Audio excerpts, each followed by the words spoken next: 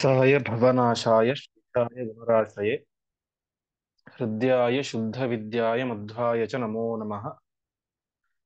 नारायणाय परिपूर्णगुणार्णवाय विश्वोदय स्थितिलयो नियतिप्रदाय ज्ञानप्रदाय विबुधासुरसौख्यदुःख सत्कारणाय वितताय नमो नमस्ते। श्रीगुरुभ्यो नमः। हरिः ओಂ। ನಿನ್ನೆಯ ಪಾಠದಲ್ಲಿ ನಾವು ನೋಡಿದಂತೆ ಜಯ ವಿಜಯರಲ್ಲಿ ವಿಜಯನ ಅವತಾರವಾದಂತಹ ಯಾವ ಕುಂಭಕರ್ಣ ದೈತ್ಯ ಗಾತ್ರದ ರಾಕ್ಷಸ, ಅಂತಹ ದೊಡ್ಡ ರಾಕ್ಷಸನ ಸಂಹಾರವನ್ನ ರಾಮದೇವರು ಮಾಡಿದಾಗ ಎಲ್ಲ ಕಪಿವೀರರು ಕೂಡ ತುಂಬಾ ಸಂತೋಷ ಪಡ್ತಾರೆ. ಮುಂದೆ ಆ ಎಲ್ಲ ಕಪಿಗಳು ಕೂಡ ಅನೇಕ ಜನ ರಾಕ್ಷಸರನ್ನು ಸಂಹಾರ ಮಾಡ್ತಾರೆ.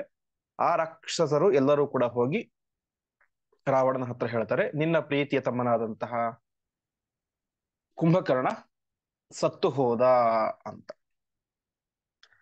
ಮುಂದೆ 135ನೇ ಶ್ಲೋಕದಿಂದ ಪ್ರಾರಂಭ ಆಗುತ್ತೆ. ಸದುಃಖ ತಪ್ತೋ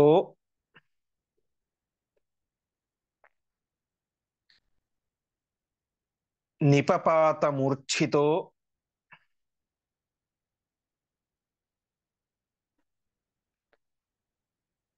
ನಿರಾಶಕಶ್ಚ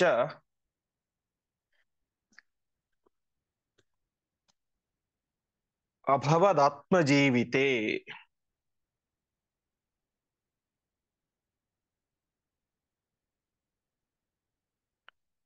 ತಮಾಹ ಪುತ್ರಃ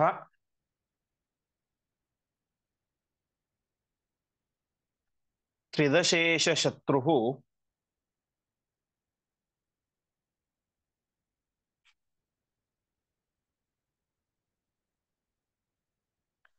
ನೀಂಕ್ಷಮಾಂ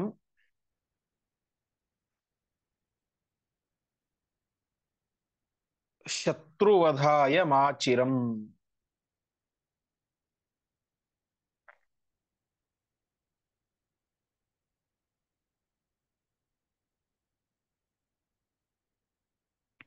ಪದಚ್ಛೇದ. ಸಹ ದುಃಖತಪ್ತಃ ನಿಪಪಾತ ಮೂರ್ಛಿತಃ ನಿರಾಶಕಃ ಚ ಅಭವತ್ ಆತ್ಮಜೀವಿತೆ. ತಂ ಆಹ ಪುತ್ರಃ ತ್ರಿದಶೇಷ ಶತ್ರುಃ ನಿಯುಂಕ್ಷ್ವ ಮಾಂ ಶತ್ರುವಧಾಯ ಮಾ ಚಿರಂ. ಕುಂಭಕರ್ಣನ ಮೇಲೆ ರಾವಣನಿಗೆ ತುಂಬಾ ಹೋಪ್ ಇತ್ತು. ಕುಂಭಕರ್ಣ ಬಂದಿದ್ದಾರೆ, ಮುಗಿತು, ಇನ್ನು ನಾವು ಯುದ್ಧವನ್ನು ಗೆದ್ದಂತೆ ಅನ್ನುವಂತಹ ಅತಿಯಾದಂತಹ ನಂಬಿಕೆ ಇತ್ತು. ಯಾವಾಗ ಆ ಕುಂಭಕರ್ಣನು ಸತ್ತು ಹೋಗ್ಬಿಟ್ನೋ ಆವಾಗ ರಾವಣ ಸ ದುಃಖ ತಪ್ತಃ, ದುಃಖದಿಂದ ಬೆಂದು ಹೋಗಿಬಿಟ್ಟ. ಅಷ್ಟು ಮಾತ್ರ ಅಲ್ಲ, ಯಾವ ದೊಡ್ಡ ಬಾಣಗಳಿಗೂ ಅಸ್ತ್ರಗಳಿಗೂ ಶಸ್ತ್ರಗಳಿಗೂ ಮೂರ್ಛಿತನಾಗದೇ ಇರುವಂತಹ ರಾವಣ ತಮ್ಮನ ಮರಣದ ವಾರ್ತೆಯನ್ನು ಕೇಳಿ ಏನಾದ? ನಿಪಪಾತ ಮೂರ್ಛಿತ, ಮೂರ್ಛೆ ಹೋಗಿ ಬಿದ್ದೇ ಬಿಟ್ಟ ಆ ಪರಾಕ್ರಮಿಯಾದಂತಹ ರಾವಣ. ಎಚ್ಚರ ಆಯಿತು. ಆಮೇಲೆ ನಿರಾಶಕಶ್ಚ ಅಭವತ್ ಆತ್ಮಜೀವಿತೆ, ಇನ್ನು ನಾನು ಬದುಕೇ ವ್ಯರ್ಥ, ನನ್ನ ಪ್ರೀತಿಪಾತ್ರನಾದಂತಹ ತಮ್ಮನನ್ನು ಕಳೆದುಕೊಂಡೆ, ಅಕ್ಷಕುಮಾರಂತಹ ಮಗನನ್ನು ಕಳೆದುಕೊಂಡೆ, ಇನ್ನು ನಾನು ಬದುಕಿದ್ದೇ ವ್ಯರ್ಥ ಅಂತ ಒಂದು ರೀತಿಯಲ್ಲಿ ಅವನಿಗೆ ಬದುಕಿನಲ್ಲಿ ನಿರಾಶತೆ ಕಾಡ್ಲಿಕ್ಕೆ ಶುರು ಮಾಡಿತು. ಇನ್ನು ನಾನು ಬದುಕಿದ್ದು ವ್ಯರ್ಥ ಅಂತ ತೀರ್ಮಾನಕ್ಕೆ ಬಂದು ಬಿಟ್ಟ. ಅಂತಹ ಸಂದರ್ಭದಲ್ಲಿ ಆ ತ್ರಿದಶೇಷ ಶತ್ರು ಪುತ್ರ, ಅವನ ಇನ್ನೊಬ್ಬ ಮಗನಾದಂತಹ ತ್ರಿದಶೇಷ ಶತ್ರು. ತ್ರಿದಶರು ಅಂತಂದ್ರೆ ದೇವತೆಗಳು. ಅವರ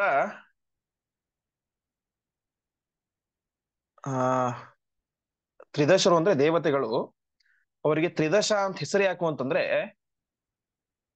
ಮೂರನೇ ಅವಸ್ಥೆ. ದಶ ಅಂತಂದ್ರೆ ಅವಸ್ಥೆ ಅಂತ, ತ್ರಿದಶ ಅಂತ ಇದೆ. ದಶ ಅಂತಂದ್ರೆ ಅವಸ್ಥೆ, ತ್ರಿದಶ ಅಂದ್ರೆ ಮೂರನೇ ಅವಸ್ಥೆ ಅಂತ. ಅಂದ್ರೆ ಬಾಲ್ಯ, ಕೌಮಾರ, ಯೌವನ ಅಂತ. ಯೌವನ ಮೂರನೇ ಅವಸ್ಥೆ, ಆಮೇಲೆ ವಾರ್ಧಕ್ಯ ಅಂತ ಮುಪ್ಪು ನಾಲ್ಕನೇ ಅವಸ್ಥೆ, ವಯಸ್ಸಾಗೋದು.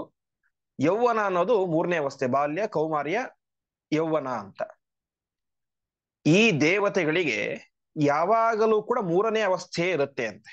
ಅರ್ಥಾತ್ ಅವರು ಯಾವಾಗಲೂ ಕೂಡ ಯೌವನದಲ್ಲಿಯೇ ಇರ್ತಾರೆ, ಯುವಕರಾಗಿ ಇರ್ತಾರೆ. ವಯಸ್ಸಾಗೋದು, ಮುದುಕರಾದ್ರು, ತಲೆ ಬೆಳ್ಳಗಾಯ್ತು, ಆ ರೀತಿ ಯಾವುದೂ ಕೂಡ ಇಲ್ಲ. ಯಾವಾಗಲೂ ಅವರು ಯೌವನದಲ್ಲಿಯೇ ಇರ್ತಾರೆ. ಹಾಗಾಗಿ ಅವರಿಗೆ ತ್ರಿದಶರು ಅಂತ ಕರೀತಾರೆ. ಅಂತಹ ತ್ರಿದಶ ದೇವತೆಗಳು, ಅವರ ಈಶ ಒಡೆಯ ಯಾರು? ದೇವೇಂದ್ರ. ಅವನ ಶತ್ರು ಅಂದ್ರೆ ಇಂದ್ರಜಿತ್. ಅವನಿಗೆ ವಾಸ್ತವಿಕವಾಗಿ ಹುಟ್ಟಿದಾಗ ಅವನಿಗೆ ಮೇಘನಾದ ಅಂತ ನಾಮಕರಣ ಮಾಡಿದ್ರು. ಯಾಕೆಂದ್ರೆ ಹುಟ್ಟಿದಾಗ ಅವನು ಮೇಘಗಳಂತೆ, ಆ ಮೇಘಗಳಂದ್ರೆ ಮೋಡಗಳಂತೆ ಶಬ್ದ ಮಾಡಿದ್ದ. ಹಾಗಾಗಿ ಅವನಿಗೆ ಮೇಘನಾದ ಅಂತ ನಾಮಕರಣ ಮಾಡಿದ್ರು. ಮುಂದೆ ಅವನು ಇಂದ್ರನನ್ನು ಕೂಡ ಗೆದ್ದ. ಹಾಗಾಗಿ ಅವನಿಗೆ ಇಂದ್ರಜಿತ್ ಎಂಬುದಾಗಿ ಪ್ರಖ್ಯಾತನಾದ. ಸೊ ತ್ರಿದಶೇಷ ಶತ್ರು, ದೇವತೆಗಳ ಒಡೆಯನಾದಂತಹ ಇಂದ್ರನ ಶತ್ರುವಾದಂತಹ ಅರ್ಥಾತ್ ಇಂದ್ರಜಿತ್. ಆ ಮಗನಾದಂತಹ ಇಂದ್ರಜಿತ್ ಹೇಳ್ತಾ ಇದ್ದಾನೆ ಅಪ್ಪನಿಗೆ, ನೀಂಕ್ಷಮಾಂ ಶತ್ರುವಧಾಯ ಮಾಚಿರಂ. ಅಪ್ಪ, ನಾನು ಎಲ್ಲ ಶತ್ರುಗಳನ್ನು ಸಂಹಾರ ಮಾಡ್ತೇನೆ, ನನ್ನನ್ನು ನಿಯುಂಕ್ಷ್ವ ಆಜ್ಞೆ ಮಾಡು, ನನ್ನನ್ನು ನಿಯೋಜನೆ ಮಾಡು. ಮಾಚಿರಂ, ತಡ ಮಾಡಬೇಡ, ಆದಷ್ಟು ಬೇಗ ನನ್ನನ್ನು ಯುದ್ಧಕ್ಕೆ ಅಂತ ಆರ್ಡರ್ ಮಾಡು, ನಾನು ಹೋಗಿ ಯುದ್ಧ ಮಾಡ್ತೇನೆ ಅಂತ. ನೋಡಿ, ಇಂತಹ ಕ್ಲಿಷ್ಟಕರವಾದ ಪರಿಸ್ಥಿತಿ ಬಂದಿದ್ದರೂ ಕೂಡ ಇಂದ್ರಜಿತಿಗೆ ಒಂದು ಪ್ರಿನ್ಸಿಪಲ್ಸ್ ಇತ್ತು, ಅವರದ್ದೇ ಆದಂತ ಒಂದು ರೂಲ್ಸ್ ಗಳಿದ್ದು. ಹೇಳ್ತಾ ಇದ್ದಾರೆ, ಅಪ್ಪನ ಹತ್ರ ಆಜ್ಞೆ ಕೇಳ್ತಾ ಇದ್ದಾರೆ. ತಾನೇ ನೇರವಾಗಿ ಏನೋ ಸಿಟ್ಟಲ್ಲಿ ಹೋಗಿ ಯುದ್ಧ ಮಾಡ್ಲಿಕ್ಕೆ ಅಂತ ಹೋಗ್ಲಿಲ್ಲ. ಅಷ್ಟು ಸಂಕಷ್ಟದ ಪರಿಸ್ಥಿತಿ ಇದ್ದರೂ ಕೂಡ ರಾವಣನ ಹತ್ತಿರ ಆಜ್ಞೆಯನ್ನು ಕೇಳಿ ಆಮೇಲೆ ಅವನೇನ್ ಮಾಡಿದ, ಯುದ್ಧ ಮಾಡ್ಲಿಕ್ಕೆ ಅಂತ ಹೊರಡ್ತಾ ಇದ್ದಾನೆ. ಮುಂದಿನ ಶ್ಲೋಕ. ಮಯಾ ಗೃಹೀತಃ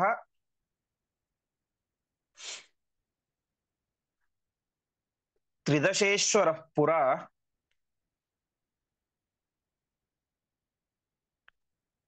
ವಿಷೀದಸೆ ಕಿಂ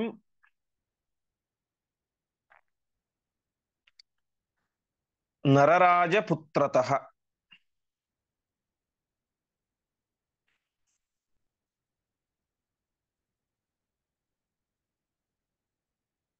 ಸಯೇವ ಮುಕ್ತ್ವಾ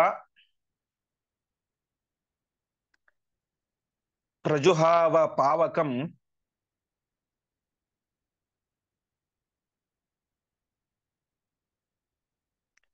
ಶಿವಂ ಸಮಭ್ಯರ್ಚ್ಯ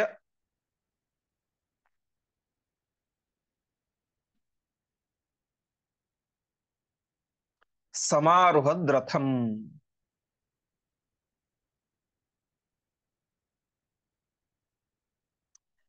ಪದಚ್ಛೇದ. ಮಯಾ ಗೃಹೀತಃ ತ್ರಿದಶೇಶ್ವರಃ ಪುರ ವಿಷೀದಸೆ ಕಿಂ ನರರಾಜಪುತ್ರತಃ. ಸಹ ಏವಂ ಉಕ್ತ್ವಾ ಪ್ರಜುಹಾವ ಪಾವಕಂ ಶಿವಂ ಸಮಭ್ಯರ್ಚ್ಯ ಸಮಾರುಹತ್ ರಥಂ.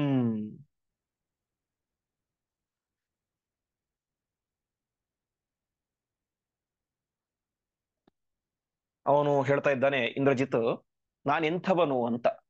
ಮಯಾ ಗೃಹೀತ ತ್ರಿದಶೇಶ್ವರ ಪುರ. ನಾನು ಹಿಂದೆ ತ್ರಿದಶೇಶ್ವರನನ್ನ ಅರ್ಥಾತ್ ದೇವೇಂದ್ರನನ್ನೇ ಸೆರೆ ಹಿಡಿದಂತ ಕಟ್ಟಿ ಹಾಕಿದಂಥವನು ನಾನು. ಅಂತಹ ದೇವೇಂದ್ರನನ್ನೇ ಕಟ್ಟಿ ಹಾಕಿದ್ದೇನೆ. ಈಗ ಬಂದಂಥವನು ಯಾರು? ನರರಾಜ ಪುತ್ರ. ಅವನೊಬ್ಬ ಸಾಮಾನ್ಯ ಮನುಷ್ಯರ ರಾಜರ ಮಗ, ಮನುಷ್ಯರಿಗೆ ರಾಜನಾದಂತಹ ದಶರಥರ ಮಗ. ನಾನು ಕಟ್ಟಿ ಹಾಕಿದ್ದೆ ಯಾರನ್ನ? ದೇವತೆಗಳಿಗೆ ರಾಜನನ್ನ ಕಟ್ಟಿ ಹಾಕಿಬಿಟ್ಟಿದ್ದೇನೆ. ಈ ರಾಮ ಒಬ್ಬ ಸಾಮಾನ್ಯ ರಾಜನ ಮಗ.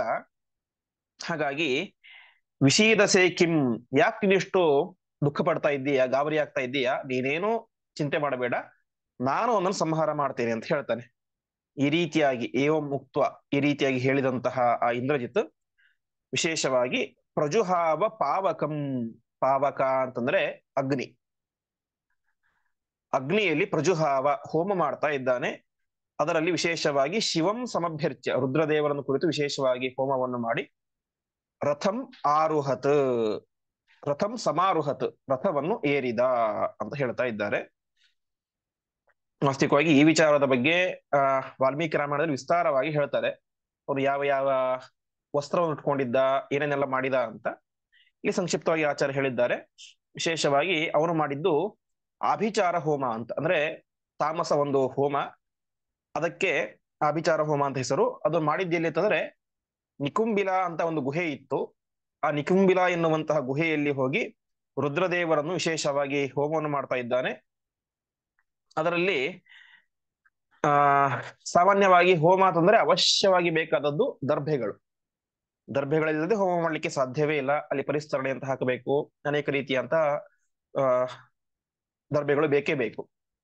ಇಲ್ಲಿ ದರ್ಭೆಗಳು ಯಾವುದು ಅಂತಂದ್ರೆ ಪಂಡಿತಾಚಾರ್ಯರು ಸಂಗ್ರಹ ರಾಮಾಯಣದಲ್ಲಿ ಹೇಳುವಂತೆ ಶರಬರ್ಹಿಹಿ, ಬಾಣಗಳನ್ನೇ ದರ್ಭೆಯನ್ನಾಗಿ ಉಪಯೋಗ ಮಾಡಿದ ಅಂತೆ ಈ ಇಂದ್ರಜಿತ್.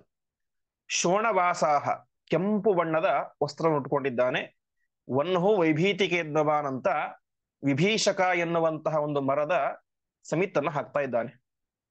ಸಾಮಾನ್ಯವಾಗಿ ನಾವು ಇವತ್ತು ಹಾಕೋದು ಒಂದ ಅಶ್ವತ್ಥ ಮರದ ಸಮಿತ್ತು, ಅರಳಿ ಮರದ ಸಮಿತ್ತು ಅಥವಾ ಪಾಲಾಶ. ಆದರೆ ಅವನು ವಿಭೀಷಕ ಎನ್ನುವಂತಹ ಒಂದು ಕೆಟ್ಟ ಮರದ ಸಮಿತ್ತನ್ನ ಆಹುತಿಯನ್ನ ಕೊಡ್ತಾ ಇದ್ದಾನೆ. ಆಮೇಲೆ ಕಾರ್ಷ್ಣಾಯ ಕಾರ್ಷ್ಣಾಯಸ ಸ್ರುವಂ ಅಂತ, ಸೃಕ್ಸ್ರುವ ಅಂತ ತುಪ್ಪವನ್ನು ಹಾಕುವಂತ ಒಂದು ಸಾಧನ ಯಜ್ಞಗಳಲ್ಲಿ. ಅದು ವಿಶೇಷವಾಗಿ ಕಟ್ಟಿಗೆಯದ್ದೇ ಆಗಿರಬೇಕು ಅಂತ ಶಾಸ್ತ್ರ ಹೇಳುತ್ತೆ. ಇಲ್ಲದೆ ಹೋದರೆ ಹಿತ್ತಾಳೆ ಅಥವಾ ಬೆಳ್ಳಿಯದ್ದು ಅಂತ. ಇವನು ಯಾವ್ದನ್ನು ಉಪಯೋಗ ಮಾಡಿದ ಅಂತಂದ್ರೆ ಕಾರ್ಷ್ಣ ಆಯಸ, ಕಬ್ಬಿಣದ ಸೃಕ್ಸ್ರುವಗಳಿಂದಾಗಿ ತಾನು ಹೋಮವನ್ನು ಮಾಡ್ತಾ ಇದ್ದಾನೆ. ಛಾಗಂ ಸರ್ವಕೃಷ್ಣಂ ಜುಹಾವ ಅಂತ ಕಪ್ಪು ಬಣ್ಣದ ಮೇಕೆಯನ್ನ ಅವನು ಆಹುತಿಯನ್ನ ಕೊಡ್ತಾ ಇದ್ದಾನೆ. ವಿಶೇಷವಾಗಿ ಹುತ್ವ ಅಥರ್ವಣೈಹಿ ಮಂತ್ರೈಹಿ ಅಂತ ಅಥರ್ವ ವೇದದ ಅದರಲ್ಲಿ ಬರುವಂತಹ ಮಂತ್ರಗಳಿಂದಾಗಿ ತಾನು ಹೋಮವನ್ನು ಮಾಡ್ತಾ ಇದ್ದಾನೆ ಅಂತ. ಅಥರ್ವ ವೇದದಲ್ಲಿ ಅಭಿಚಾರಿಕಕ್ಕೆ ಸಂಬಂಧಪಟ್ಟಂತಹ ಭಾಗಗಳು ಇದ್ದಾವೆ ಅಥರ್ವ ವೇದದಲ್ಲಿ. ಆ ಒಂದು ಮಂತ್ರಗಳಿಂದಾಗಿ ಹೋಮವನ್ನು ಮಾಡ್ತಾ ಇದ್ದಾನೆ. ಆ ಹೋಮವನ್ನು ಮಾಡಿದಾಗ ಆ ಯಜ್ಞಕುಂಡದಿಂದಾಗಿ ದಿವ್ಯವಾದಂತಹ ರಥ ಬಂತು. ಆ ರಥವನ್ನು ಏರಿ ಯುದ್ಧ ಮಾಡ್ಲಿಕ್ಕೆ ಅಂತ ಇವನು ಹೊರಟ ಅಂತ ಹೇಳ್ತಾ ಇದ್ದಾರೆ. ಹೀಗೆ ಶಿವಂ ಸಮಭ್ಯರ್ಚ ಸಮಾರೋಹದ್ ರಥಂ, ರಥವನ್ನ ಏರಿದ. ಮುಂದೆ ಸ ಆತ್ತಧನ್ವ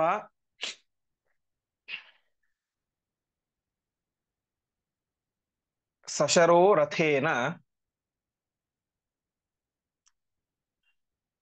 ವಿಯತ್ಸಮಾರುಹ್ಯ ಯಯೌ ಅದರ್ಶನಂ.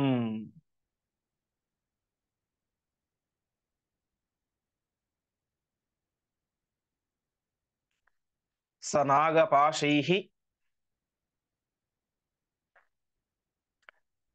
ವರತಃ ಶಿವಸ್ಯ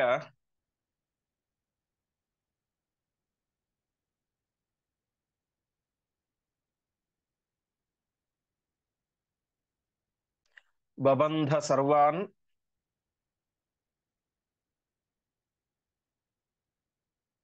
ಕಪಿವೀರ ಸಂಘಾನ್. ಪದಚ್ಛೇದ. ಸಹ ಆತ್ತಧನ್ವ ಸಶರಃ ರಥೇನ ವಿಯತ್ ಸಮಾರುಹ್ಯ ಯಯೌ ಅದರ್ಶನಂ. ಸಹ ನಾಗಪಾಶೈಃ ವರತಃ ಶಿವಸ್ಯ ಬಬಂಧ ಸರ್ವಾನ್ ಕಪಿವೀರ ಸಂಘಾನ್. ಆ ಇಂದ್ರಜಿತ್ ಆತ್ತಧನ್ವ, ಧನುಸ್ಸನ್ನು ಹಿಡಿದುಕೊಂಡ, ಸಶರಹ, ಬಾಣಗಳನ್ನು ಹಿಡಿದುಕೊಂಡ, ರಥವನ್ನು ಏರಿದ. ರಥದಿಂದಾಗಿ ವಿಯತ್ ಸಮಾರುಹ್ಯ, ವಿಯತ್ ಅಂತಂದ್ರೆ ಆಕಾಶ, ಆಕಾಶವನ್ನು ಏರಿ ಯಯೌ ಅದರ್ಶನಂ, ಕಣ್ಣಿಗೆ ಕಾಣಿಸ್ಲಿಲ್ಲ. ಇಷ್ಟು ಹೊತ್ತು ಕಣ್ಣಿಗೆ ಕಾಣಿಸ್ತಾ ಇದ್ದ, ರಥವನ್ನು ಏರಿ ಆಕಾಶಕ್ಕೆ ಹೋದ, ಕಣ್ಣಿಗೆ ಕಾಣಿಸಲೇ ಇಲ್ಲ, ಅದರ್ಶನಾಗಿ ಬಿಟ್ಟ. ನಂತರ ಶಿವಸ್ಯ ವರತಃ, ರುದ್ರದೇವರು ಕೊಟ್ಟಂತಹ ವರದಿಂದಾಗಿ ತಾನು ವಿಶೇಷವಾಗಿ ನಾಗಪಾಶ, ಸರ್ಪಗಳ ಒಂದು ವಿಶಿಷ್ಟವಾದಂತಹ ಪಾಶ ಅಸ್ತ್ರ, ಆ ನಾಗಪಾಶವನ್ನು ಪ್ರಯೋಗ ಮಾಡಿ ಕಪಿವೀರ ಸಂಘಾನ್, ಎಲ್ಲ ಕಪಿಗಳನ್ನು ಕೂಡ ಬಬಂಧ, ಬಂಧನ ಮಾಡಿಬಿಟ್ಟ. ಆ ನಾಗಪಾಶದಿಂದಾಗಿ ಎಲ್ಲ ಕಪಿಗಳನ್ನು ಕೂಡ ಇಂದ್ರಜಿತ್ ಅದರ್ಶನಾಗಿ ಇದ್ದುಕೊಂಡೇ ಬಂಧನ ಮಾಡ್ತಾ ಇದ್ದಾನೆ. ಮುಂದೆ ಪುರಾವತಾರಾಯ ಯದಾ ಸ ವಿಷ್ಣು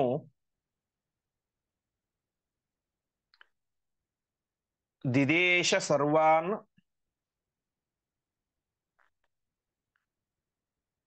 ತ್ರಿದಶಾಂಸ್ತದೈವ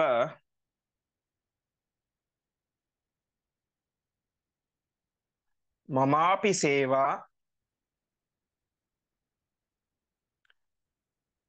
ಭವತಾ ಪ್ರಯೋಜ್ಯೆ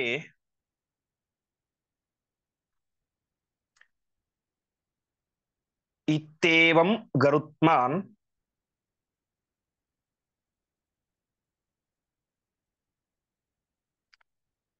ಅವದತ್ ವೃಷಾಕಪಿಂ.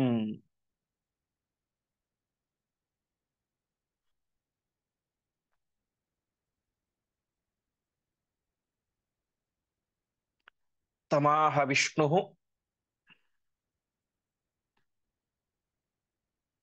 ನಭುವಿ ಪ್ರಜಾತಿಂ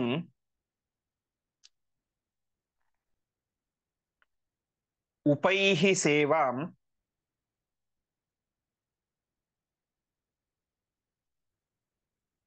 ತವ ಚಾನ್ಯಥಾಹಂ.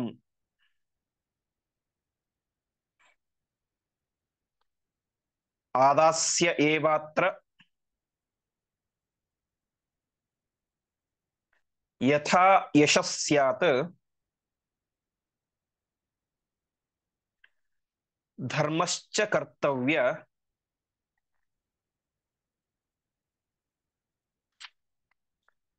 ಕೃದೇವ ಚ ಸ್ಯಾಹ.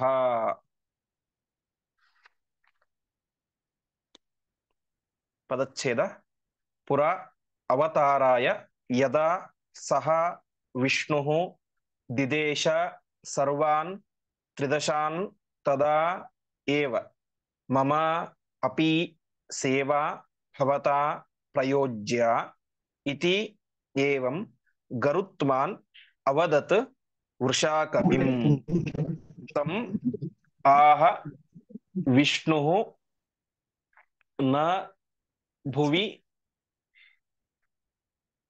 ಪ್ರಜಾತಿಂ ಉಪೈಃ ಸೇವಾಂ ತವ ಚ ಅನ್ಯಥಾ ಅಹಂ ಆದಾಸ್ಯೆ ಏವ ಅತ್ರ ಯಥಾ ಯಶಃ ಸ್ಯಾತ್ ಧರ್ಮಃ ಚ ಕರ್ತವ್ಯಕೃತ್ ಏವ ಚ ಸ್ಯಾಹ.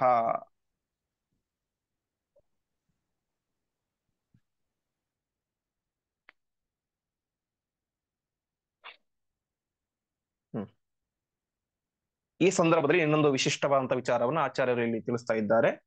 ಪುರಾ ಅವತಾರಾಯ ಯದಾಸ ವಿಷ್ಣು. ಹಿಂದೆ ಎಲ್ಲ ಸರ್ವಾನ್ ತ್ರಿದಶಾನ್ ಎಲ್ಲ ದೇವತೆಗಳನ್ನು ಕೂಡ ಪರಮಾತ್ಮ ನೀವು ಇಂತಿಂತಹ ಅವತಾರ ಮಾಡಿ ಅಂತ ಆದೇಶ ಮಾಡಿದ. ಶೇಷನನ್ನ, ಅಗ್ನಿಯನ್ನ ಎಲ್ಲರನ್ನು ಕೂಡ ಕರೆದು ಹೇಳ್ತಾನೆ, ನೀವು ಇಂತಿಂತಹ ಅವತಾರ ಮಾಡಿ ಅಂತ ಹೇಳಿದ. ಯದಾಸ ವಿಷ್ಣು ಅವತಾರಾಯ ದಿದೇಶ, ಅವತಾರ ಮಾಡಿ ಅಂತ ದಿದೇಶ ಆಜ್ಞೆ ಮಾಡಿದನು. ಆವಾಗ ಗರುತ್ಮಾನ್, ಗರುತ್ಮಾನ್ ಅಂತಂದ್ರೆ ಗರುಡ, ಗರುಡ ಪರಮಾತ್ಮ ಹತ್ರ ಕೇಳ್ತಾ ಇದ್ದಾನೆ.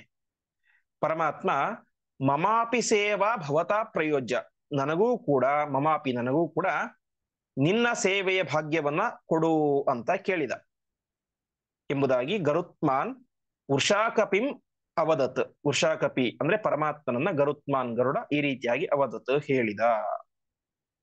ವೃಷಾಕಪಿ ಅಂತ ಪರಮಾತ್ಮನಿಗೆ ಹೆಸರು. ನಾವು ವಿಷ್ಣು ಸಹಸ್ರನಾಮದ ಪಾಠದಲ್ಲಿ ಕೇಳಿದ್ದೇವೆ. ವೃಷಾಕಪಿರಮೇಯಾತ್ಮ ಸರ್ವಯೋಗ ವಿನಿಸೃತ ಅಂತ.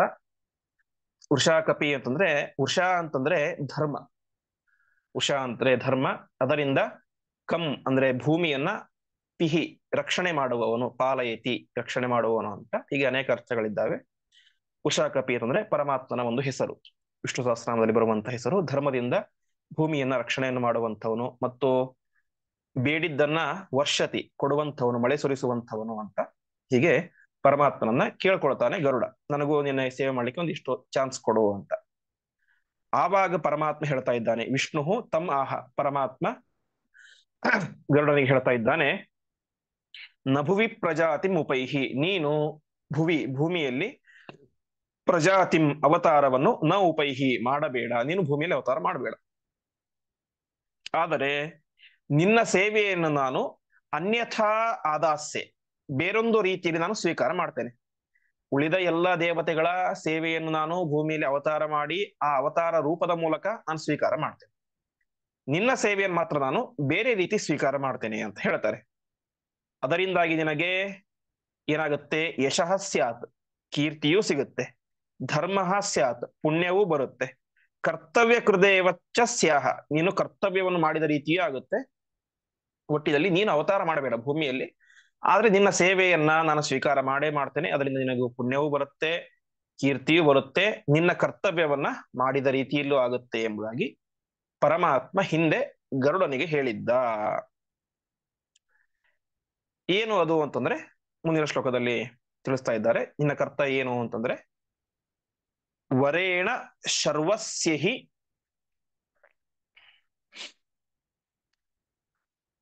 ರಾವಣಾತ್ಮಜಃ ಯದಾ ನಿಬಧ್ನಾತಿ ಕಪೀನ್ ಸಲಕ್ಷ್ಮಣಾನ್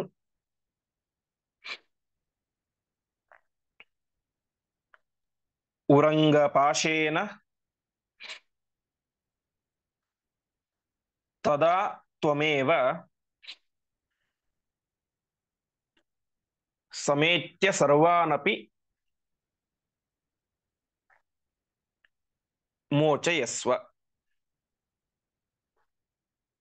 ಪದಚ್ಛೇದ ವರೇಣ ಶರ್ವಸ್ಯ ಹಿ ರಾವಣಾತ್ಮಜಃ ಯದಾ ನಿಬಧ್ನಾತಿ ಕಪೀನ್ ಸಲಕ್ಷ್ಮಣಾನ್ ಉರಂಗಪಾಶೇನ ತದಾ ತ್ವಂ ಏವ ಸಮೇತ್ಯ ಸರ್ವಾನ್ ಅಪಿ ಮೋಚಯಸ್ವ.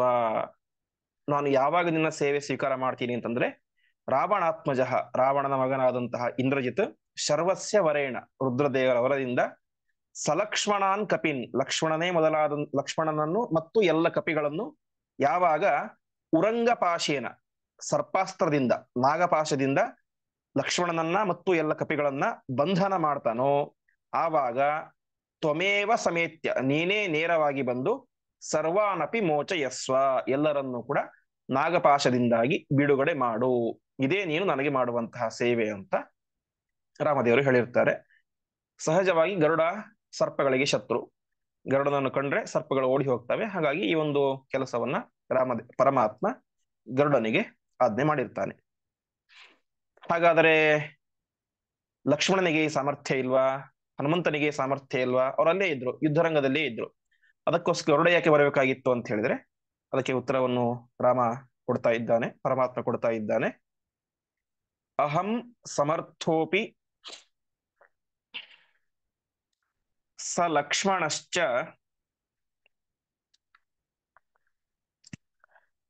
ತಥಾ ಹನುಮಾನ್ ನ ವಿಮೋಚಯಾಮಃ.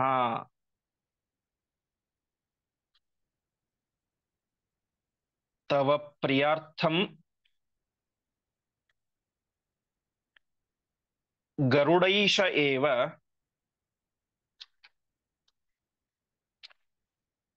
ಕೃತಸ್ತವಾದೇಶಃ ಇಮಂ ಕುರುಷ್ವ.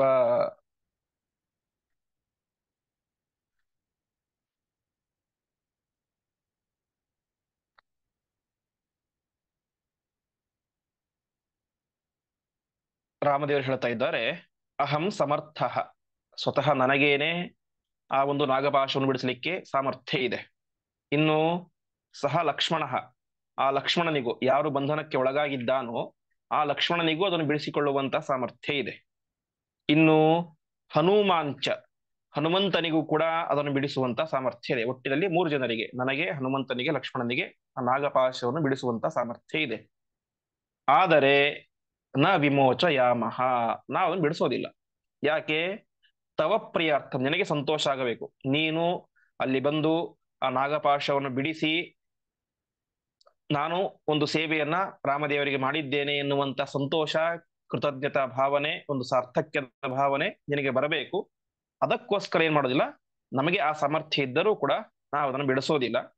ಹಾಗಾಗಿ ಕೃತಸ್ತವ ಆದೇಶ ಇವಂ ಕುರುಷ್ವ, ನಾನು ನಿನಗೆ ಆದೇಶ ಕೃತಃ ಆದೇಶ ಮಾಡ್ತಾ ಇದ್ದೇನೆ, ನೀನು ಇವಂ ಕುರುಷ್ವ ಈ ಕಾರ್ಯವನ್ನು ಮಾಡು ಅಂತ ಹಿಂದೆಯೇನೆ ಪರಮಾತ್ಮ ಗರುಡನಿಗೆ ಆದೇಶ ಮಾಡಿದ್ದ. ಯಾಕೆಂದ್ರೆ ಇಲ್ಲಿ ಸ್ವತಃ ಪರಮಾತ್ಮನಿಗಂತೂ ಎಲ್ಲ ಅಸ್ತ್ರಗಳನ್ನು ಕೂಡ ಬಿಡಿಸುವಂತ ಸಾಮರ್ಥ್ಯ ಇದೆ. ಹನುಮಂತನಿಗೂ ಅದು ನಾಗಾಸ್ತ್ರ, ಹನುಮಂತ ಜೀವೋತ್ತಮ, ಅವನಿಗೂ ಸಾಮರ್ಥ್ಯ ಇದೆ. ಇನ್ನು ಲಕ್ಷ್ಮಣ ಸ್ವಯಂ ಅವನೇ ಎಲ್ಲ ನಾಗಗಳಿಗೆ ಒಡೆಯ, ಶೇಷ. ಹಾಗಾಗಿ ಅವನಿಗೂ ಸಾಮರ್ಥ್ಯ ಇದೆ. ಸಾಮರ್ಥ್ಯ ಇದ್ದರೂ ಕೂಡ ಯಾಕೆ ಬಿಡಿಸ್ತಾ ಇಲ್ಲ ಅಂತಂದ್ರೆ ಪರಮಾತ್ಮನ ಆದೇಶ ಇತ್ತು ಅಂತ.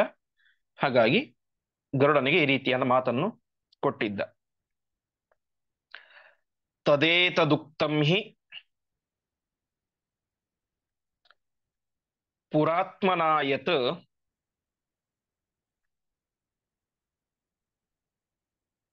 ತಥೋ ಹಿ ರಾಮಃ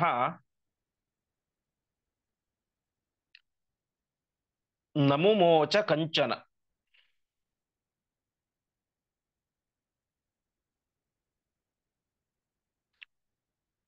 ನ ಲಕ್ಷ್ಮಣೋ ನೈವ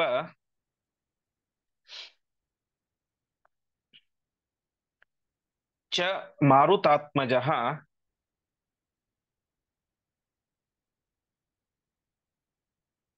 ಸ ಏವ ಜಾನಾತಿ ಚ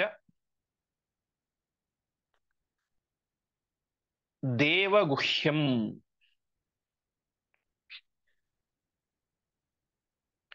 ಪದಚ್ಛೇದ. ತತ್ ಏತತ್ ಉಕ್ತಂ ಹಿ ಪುರಾ ಆತ್ಮನಾ ಯತ್ ತತಃ ಹಿ ರಾಮಃ ನ ಮುಮೋಚ ಕಂಚನ ನ ಲಕ್ಷ್ಮಣಃ ನ ಏವ ಚ ಮಾರುತಾತ್ಮಜಃ ಸಹ ಏವ ಜಾನಾತಿ ಚ ದೇವಗುಹ್ಯಂ.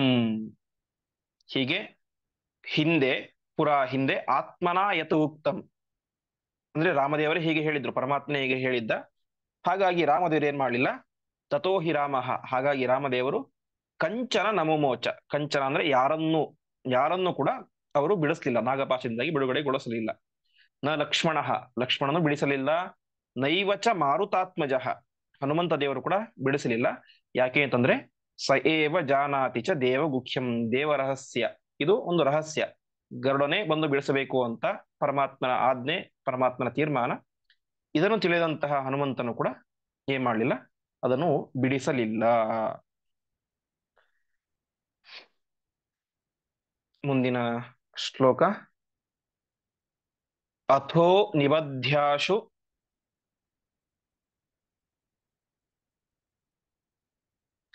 ಹರೀನ್ ಸ ಲಕ್ಷ್ಮಣಾನ್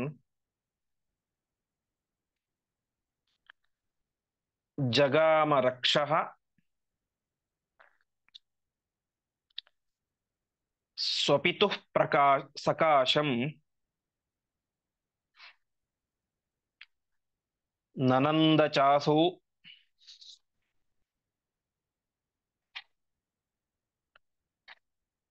ಪಿಶಿತಾಶನೇಶ್ವರಃ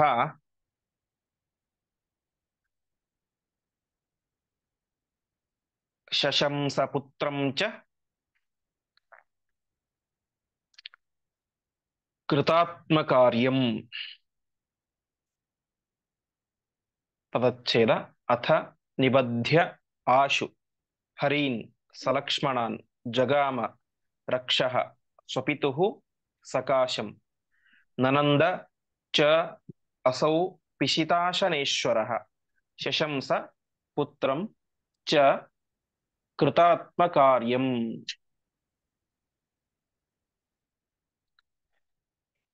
ಇಂದ್ರಜಿತ್ ಏನ್ ಮಾಡಿದ್ದಾನೆ, ಸಲಕ್ಷ್ಮಣಾನ್ ಹರೀನ್, ಲಕ್ಷ್ಮಣನನ್ನು ಮತ್ತು ಎಲ್ಲ ಹರಿಗಳನ್ನು ಅರ್ಥಾತ್ ಕಪಿಗಳನ್ನು ನಾಗಪಾಶದಿಂದ ಬಂಧನ ಮಾಡಿ ಇಟ್ಟಿದ್ದಾನೆ.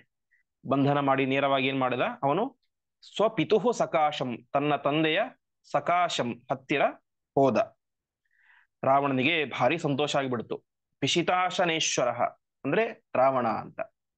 ಪಿಶಿತ ಅಂತಂದ್ರೆ ಮಾಂಸ, ಅದನ್ನು ಅಶನ ತಿನ್ನುವಂಥವ್ರು ರಾಕ್ಷಸರು, ಅವರಿಗೆ ಒಡೆಯ ರಾವಣ. ಪಿಶಿತಾಶನೇಶ್ವರ ಅಂತಂದ್ರೆ ಮಾಂಸಭಕ್ಷಕರಾದಂತಹ ರಾಕ್ಷಸರಿಗೆ ಒಡೆಯನಾದಂತಹ ರಾವಣ ನನಂದ ಭಾರಿ ಸಂತೋಷ ಪಟ್ಟು ಬಿಟ್ಟ. ಶಶಂಸ ಪುತ್ರಂ ಚ ಕೃತಾತ್ಮ ಕಾರ್ಯಂ, ತನ್ನ ಕಾರ್ಯವನ್ನು ಮಾಡಿದಂತಹ ಇಂದ್ರಜಿತವನ್ನ ಭಾರಿ ಶಶಂಸ ಹೊಗಳುತ್ತಾ ಇದ್ದಾನೆ.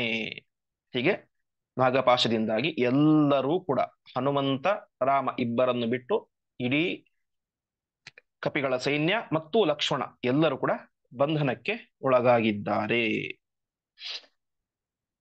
ಮುಂದಿನ ಶ್ಲೋಕ. ಸ ಪಕ್ಷಿರಾಜೋಥ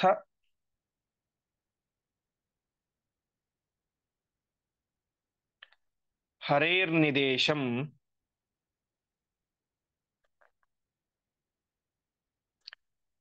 ಸ್ಮರನ್ ತ್ವರಾವಾನ್ ಇಹ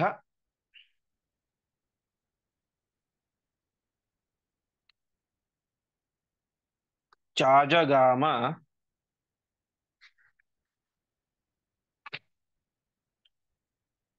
ತತ್ಪಕ್ಷವಾತಸ್ಪರ್ಶೇನ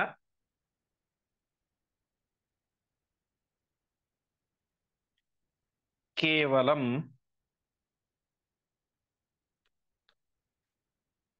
ವಿನಷ್ಟ ಏಷಾಂ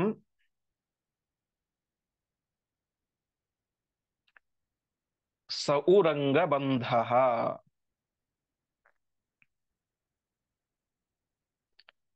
ಸ ರಾಮಮಾನಮ್ಯ ಪರಾತ್ಮದೈವತಂ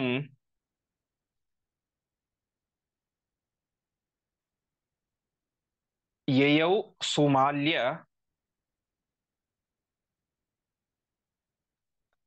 ಆಭರಣಾನುಲೇಪನಃ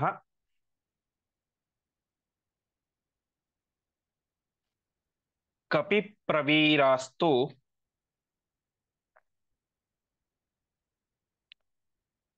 ತರೂನ್ಛಿಲಾಶ್ಚ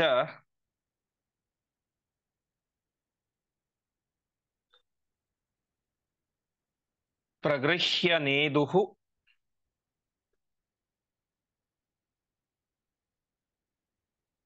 ಬಲಿನಃ ಪ್ರಹೃಷ್ಟಾಃ.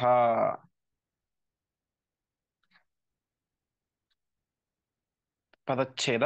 ಸಹ ಪಕ್ಷಿರಾಜಃ ಅಥ ಹರೇಃ ನಿದೇಶಂ ಸ್ಮರನ್ ತ್ವರಾವಾನ್ ಇಹ ಚ ಆಜಗಾಮ.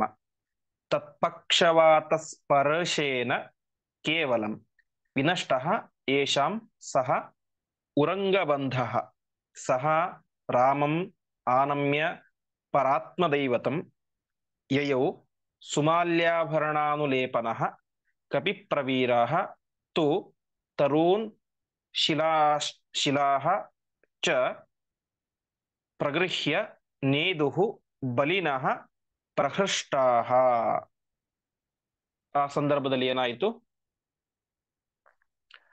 ಆ ಪಕ್ಷಿರಾಜ, ಪಕ್ಷಿಗಳಿಗೆ ಒಡೆಯನಾದಂತಹ ಗರುಡ ಪರಮಾತ್ಮನ ಆದೇಶದಿಂದಾಗಿ ತಾನೇ ಮಾಡ್ತಾ ಇದ್ದಾನೆ, ಸ್ಮರನ್ ಪರಮಾತ್ಮನ ಆದೇಶವನ್ನು ನೆನಪಿಸಿಕೊಂಡು ತ್ವರಾವಾನ್, ತ್ವರ ಅಂದ್ರೆ ವೇಗ, ಭಾರಿ ವೇಗದಿಂದಾಗಿ ಯುದ್ಧದ ಭೂಮಿಗೆ ಬರ್ತಾ ಇದ್ದಾನೆ. ಆವಾಗ ಏನಾಯ್ತು?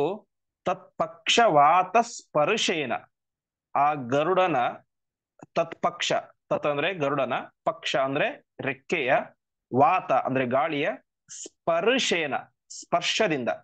ಆಚಾರ್ಯರು ಇಲ್ಲಿ ಸ್ಪರ್ಶ ಅಂತ ನೇರವಾಗಿ ಹೇಳಿಲ್ಲ, ಸ್ಪರ್ಶ ಅಂತ ಬಿಡಿಸಿ ಹೇಳಿದರು. ಅಂದ್ರೆ ಆ ಸ್ಪರ್ಶವು ಕೂಡ ಏನು ಜೋರಾಗಿ ಆಗ್ಲಿಲ್ಲ, ಸ್ವಲ್ಪ ಆ ಗಾಳಿ ಟಚ್ ಆಗಿದ್ದಕ್ಕೇನೆ ಅದು ಬಿಡಿಸಿಕೊಂಡು ಹೋಗ್ಬಿಡ್ತು ನಾಗಪಾಶ ಅಂತ ಹೇಳ್ತಾ ಇದ್ದಾರೆ. ಅದಕ್ಕೋಸ್ಕರ ಸ್ಪರ್ಶೇನ ಅಂತ ಹೇಳ್ತಾ ಇದ್ದಾರೆ. ಸ್ಪರ್ಶೇನ ಕೇವಲಂ ಉರಂಗಬಂಧ, ಆ ನಾಗಪಾಶ ಏನಾಯಿತು? ವಿನಷ್ಟ, ನಾಶವಾಗಿ ಹೋಗಿಬಿಡುತ್ತು ಅಂತ ಹೇಳ್ತಾ ಇದ್ದಾರೆ. ಹೀಗೆ ಗರುಡ ಪರಮಾತ್ಮನ ಒಂದು ವಿಶಿಷ್ಟವಾದಂತಹ ಸೇವೆಯನ್ನು ಮಾಡ್ತಾ ಇದ್ದಾನೆ. ಅವನ ಗಾಳಿಯ ಕೇವಲ ಸ್ವಲ್ಪ ಸ್ಪರ್ಶದಿಂದಾಗಿ, ರೆಕ್ಕೆಯ ಸ್ಪರ್ಶದಿಂದಾಗಿ ಏನಾಯ್ತು? ರೆಕ್ಕೆಯ ಗಾಳಿಯ ಸ್ಪರ್ಶದಿಂದಾಗಿ ನಾಗಪಾಶ ನಾಶವಾಗಿ ಹೋಗಿಬಿಡ್ತು. ಆವಾಗ ಅವನೇನ್ ಮಾಡ್ತಾ ಇದ್ದಾನೆ? ಸುಮಾಲ್ಯಾಭರಣ ಅನುಲೇಪನಃ, ಒಳ್ಳೆ ಮಾಲೆ, ಒಳ್ಳೆ ಆಭರಣ ಎಲ್ಲವನ್ನೂ ಹಾಕಿಕೊಂಡಂತಹ ಆ ಗರುಡ ತಾನೇನ್ ಮಾಡಿದ? ಪರಾತ್ಮದೈವತಂ, ತನಗೆ ಪರದೇವತೆಯಾದಂತಹ, ಸರ್ವೋತ್ತಮ ದೇವತೆಯಾದಂತಹ, ಶ್ರೇಷ್ಠ ದೇವತೆ. ಯಾಕೆಂತಂದ್ರೆ ನಿರಂತರವಾಗಿ ಆ ಪರಮಾತ್ಮ ಎಲ್ಲೇ ಹೋಗ್ತಂದ್ರೂ ಕೂಡ ಗರುಡ ವಾಹನನಾಗಿ ಹೋಗ್ತಾನೆ. ಹಾಗಾಗಿ ಆ ಗರುಡನ ಮೇಲೆ ವಿಶಿಷ್ಟವಾದ ಪ್ರೀತಿ ಪರಮಾತ್ಮನಿಗೆ, ಗರುಡನಿಗೂ ಕೂಡ ವಿಶಿಷ್ಟವಾದ ಭಕ್ತಿ ಪರಮಾತ್ಮನ ಮೇಲೆ. ಅಂತಹ ಗರುಡ ತಾನು ಆ ರಾಮದೇವರನ್ನು ಆನಮ್ಯ ನಮಸ್ಕಾರ ಮಾಡಿ ಯಯೌ ಮತ್ತೆ ತನ್ನ ಲೋಕಕ್ಕೆ ಹೊರಟು ಹೋದ. ಆ ಸಂದರ್ಭದಲ್ಲಿ ಬಲಿನಃ, ಮತ್ತೆ ಕಪಿಗಳಿಗೆ ಬಲ ಬಂತು. ನಾಗಪಾಶ ಹೋಯಿತು, ಮತ್ತೆ ಬಲ ಬಂತು. ಆ ಎಲ್ಲ ಕಪಿಶ್ರೇಷ್ಠರು ಕೂಡ ತರೂನ್ ಶಿಲಾಂಶ್ಚ, ತರೂನ್ ಅಂದ್ರೆ ಮರಗಳನ್ನ, ಶಿಲಾ ಅಂದ್ರೆ ಕಲ್ಲು ಬಂಡೆಗಳನ್ನ, ಪರ್ವತಗಳ ಕಲ್ಲು ಬಂಡೆಗಳನ್ನ ಎತ್ತಿಕೊಂಡು ತಾವೇನ್ ಮಾಡ್ತಾ ಇದ್ದಾರೆ? ಪ್ರಹೃಷ್ಟಾಹ ನೇದುಹು, ಅದು ಹಿಡಿದುಕೊಂಡು ಭಾರಿ ಸಂತೋಷದಿಂದಾಗಿ ನೇದುಹು ಗರ್ಜನೆ ಮಾಡ್ತಾ ಇದ್ದಾರೆ. ಮುಂದೆ ಶ್ರುತ್ವಾ ನಿನಾದಂ ಪ್ಲವಗೇಶ್ವರಾಣಂ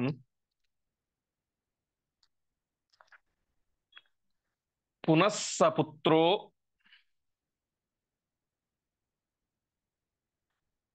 ಅತ್ರ ಸದತ್ರ ರಾವಣ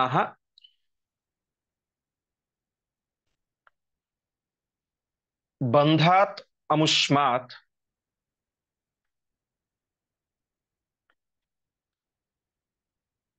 ಪ್ರವಿನಿಸೃತಾಸ್ತೆ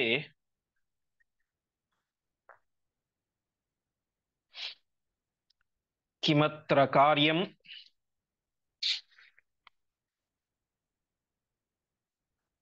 ತ್ವಿತಿ ಚಿಂತಯಾನಃ.